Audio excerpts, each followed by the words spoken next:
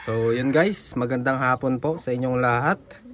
So pasensya na mga kalapatid sa atin, hindi tayo nakapag-vlog mga nakarang araw dahil medyo busy. Tapos itong dalawa na to, binugbog ng pang-raffle natin. Binugbog nung pang-raffle natin na checkered na babae. So meron tayong tatlo na natira dito. Tapos merong isa, yung pula dun sa kabila na ano, bulag. Actually mga kalapatids ay bago tong checkered na to. Ayan. Tinanggal ko muna yung ano, yung checkered na pang raffle natin kasi nang bubugbog. Ayun, bugbog pa yung isa doon, oh. Sa tenga ang tama pero hindi naman siya nagdugo. Mga kalapatids, medyo ano lang, nag-swell siya. Ayan. Ito din, binanatan din niya yung blue bar na yan. Ito kakadating lang. So tara, tingnan natin mga kalapatids sa mga nagtatanong. And sa paraffle natin na checkered, follow nyo yung page natin. Nandito siya nakalatag. 100 per slot, 30 slots to fill, and free shipping na din mga kalapatids. Tarlac, Cubao, Sampaloc. So tara, at tignan natin yung mga remainings na available. Ito muna, yung blue bar na to. Ito siya, yung mata niya, crystal eye. So small to medium, itong ibon na to. Crystal, ayan siya, yung mata niya. Ayan. Ayan. Tapos ito yung wing stamp niya. Nakita nyo na to mga kalapatids. Ayan, oh. Tapos sa pinakaloob, madami siyang bilog-bilog. Bilog-bilog yung ano, tatak nila ngayon. Ayan. Sa kabila, ito siya, kulay red. Yan lang, wala na dito sa pinakaloob. Yun lang, dito lang sa kabila ang mayroong bilog-bilog. Ayan, madami siyang bilog-bilog. Tapos ang singsing niya ay ANTP 2025. Small to medium na ibon. So ayan yung una natin. Ayan. Ayan. Next natin, itong malinis na blue bar na to. Ito yung napuruan kasi pumapalag din to, eh. Pumapalag din tong ibon na to. Ito ay medium. Ayan, oh, yung tama niya. Pero mga ano na to, gagaling na din to. Ayan, oh. Nangitim na yung tama niya. Ayan, oh. Tama niya. So ito siya. Ito yung malinis na blue bar mga kalapatids. Medium size. And ang wing stamp, ayan. Kita ba? Ayan. Kabila. Ayan, black tsaka red. Ito siya, medium size. So ang singsing niya ay KNTP 25. Yan yung pangalawa natin. Ayan, ito yung malinis na blue bar. Ayan. Tapos next natin, ito, bago ito mga kalapatids. Kakadating lang, kakadeliver. Katawan niya ay medium to big size. Tapos ito yung sitwasyon ng katawan niya ngayon. Ayan. Okay din naman. Pwede nang ibiyahe. Ayan. Na mayat pan siya, konti lang. Hindi naman siya ano, na-stress. Ayan, o. Checkered siya na parang babae din. Parang babae din siya. Ito yung mata niya, kulay dilaw. So ang singsing ay sealed ring. Yan. Tapos ang wing stamp, kulay red. Yan, sa pinakataas. Tapos sa pinakaloob, madami siyang bilog-bilog mga kalapatids. So, meron siyang 6.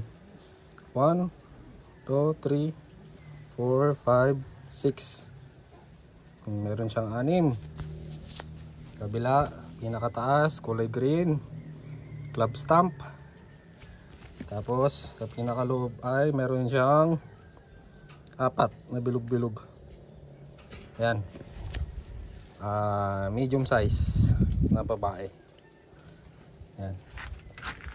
Tapos ayan siya mga kalapatids. Meron tayong available mga kalapatids na sariling palahi. Meron kasing nag-order mga kalapatids nito.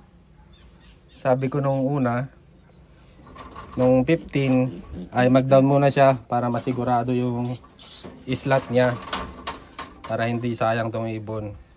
Tapos hindi siya nag-down. Master, pasensya na kung mapapanood mo man to. Tapos sabi niya, Master, sa katapusan na lang para sa pagsahod ko. Nung katapusan, hindi na naman siya nagbayad. Anong petsa na ngayon mga kalapatids? Ibig sabihin, Master, kung nanonood ka man, ay hindi ka interesado dito sa ibon na to.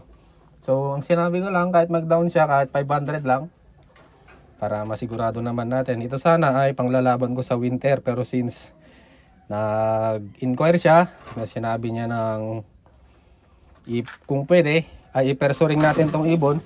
Pinersoring natin mga kalapatids siya. Naka-persoring niya. Tapos meron din tayong perso clip. Kung kursunado nyo ay lalagyan natin. Yan, PSB loft. Tapos nandyan yung number ko mga kalapatids siya. Yan. Ang kapatid nito mga kalapatids ay nag-overall champion. So actually meron din ako ipapakita sa inyo mga kalapatids. Ito siya. Ang katawan nila nasa medium size lang, nasa saktuhan lang, hindi sa gaano kalakihan, hindi din siya maliit. Yan.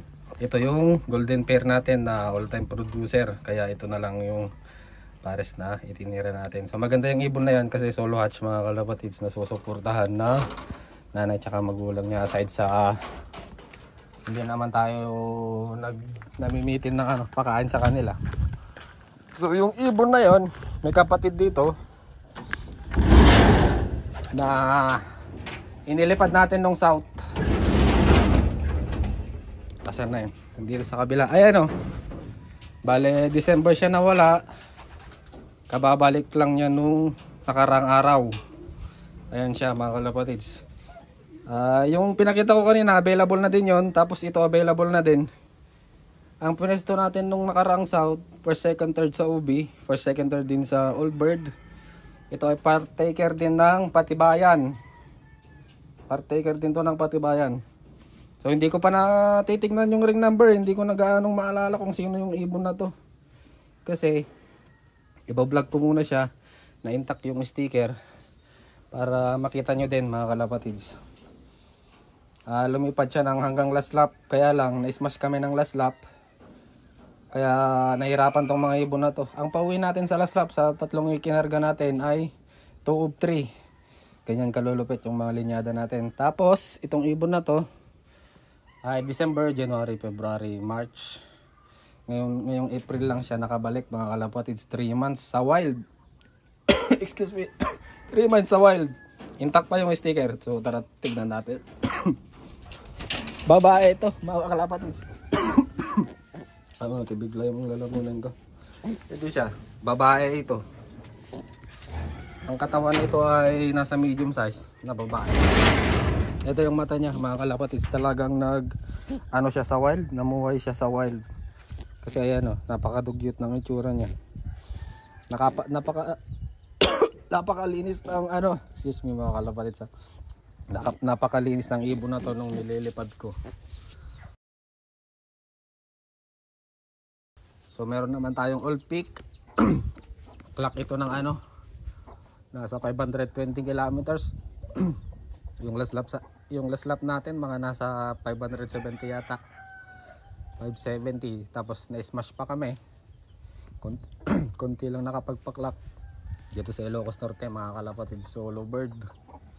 Ito yung mata niya. Yan, nagmana sa tatay. Kulay dilaw. Babae ito mga kalapatids. Tapos intact pa yung sticker. Ito yung sticker nyo. Yan, naalala ko to mga kalapatids dahil pinapadublehan ko talaga ng kabit. Ayan para sakaling kahit kahit mabasa siya, hindi basta-basta malalaglag yung sticker. Ayan, may padoble siya. Tapos natanggal na din yung sa katagalan na mga kalapatids. Kasi kung nahuli sana to ay tanggal na yung sticker. Ayan. Ito ay intact pa mga kalapatids. Ayan, intact yung sticker. So talagang namuhay ito sa wild, hindi siya nagpahuli mga kalapatids. Ito ay kapatid nung binebenta natin dun na naka-perso ring. So hindi ko pa natitingnan mga kalapatids kung ang alam ko dito second or third overall to sa young bird or old bird, tapos partaker din siya ng patibayan. Ito siya. Tapos ito yung tayuan niya. Talagang napakadumi na niya. Ang balak ko dito mga kalapatids, since finisher na siya, kung hindi mabebenta ay isasabak na ulit natin sa winter race. So napakagandang ibon dito mga kalapatids. Tapos finisher natin ng last lap. So bali mauulit lang yung dadaanan niya. Ayan siya mga kalapatids. Parang lalaki yung itsura niya, pero babae yan mga kalapatids. Ayan siya. Ang dumi na. Talagang namuhay ito sa wild. So yan, hanggang dito muna yung update natin. Tapos ang naano ko sa kanya, sobrang ilap niya. Kaya kahit ganitong distansya lang, ayaw niyang magpahawak. Ayan siya mga kalapatids. Madama sigurong nag-attempt na humuli sa kanya, kaya lang hindi nila nahuhuli. Ayan siya mga kalapatids, quality na hen. Kung sakaling gusto nyong sumubok ng mga sariling linyada natin, so ayan, subukan nyo mga kalapatids. Taon-taon naman tayong nag-champion, hindi naman kayo mapapaya siguro mga kalapatids. Lalo na to, sakaling bibili nyo, isasama ko na lang yung certificate.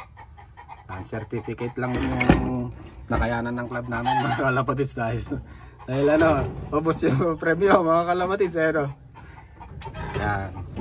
So yung majority ng premyo na yon mga kalapatids ay hinakot natin. Ilap. Yan. So inuulit ko mga kalapatids, nasa second third ito sa young bird old bird. Tapos partaker siya ng patibayan. So dalawang certificate yung ibibigay ko sa inyo mga kalapatids. Ayan yung ibon. Small to medium size. Ayan, babae. At yun, hanggang dito na lang muna guys. Kung hindi ito mabibili ay tatanggalin ko yung mga balahibo para magpalit. Ayan, madumi. Pati buntot, pati dun sa primary feathers niya. Ayan, tatanggalin ko yan. Guguntingin muna natin, pasisingawan, tapos bubunutin natin sakto para sa winter. Ayan siya mga kalapatids. Yung perso ring yung naka-perso ring din natin doon sa kabila, available na din yan mga kalapatids. Ayun ay pwedeng turuan, ito ay hindi na pwedeng turuan mga kalapatids. Galing itong saan na ba yun, yung last stop namin. Chaong Quezon clock itong ibon na to Chaong Quezon to Pagod Food ay clock siya. So tignan ko na lang mga kalapatids kung saan yung last lap natin. Tapos mag-inquire na lang kayo, mag-PM kayo sa page natin. Ito yung page natin. So hanggang dito na lang muna guys. Ayan ang tikas na babae. Gulat ako nakaraan, nandito siya. Mga umaga yung umaga siya dumating. Ayan siya mga kalapatids, nagpakain ako ng hapon, nandito na siya, sobrang payat. So pinarecover muna natin, hindi muna natin inawak-hawakan. Ngayon ko pa lang siya nahawakan. Ngayon ko pa lang siya nahawakan, yung katawan niya ay nasa mga 75 siguro, 80%. So umarga na din siya mga kalapatids. So yun, hanggang dito na lang muna guys. Yun yung update natin sa mga nagtatanong.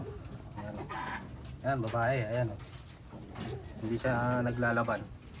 So hanggang dito na lang muna guys. Bye bye.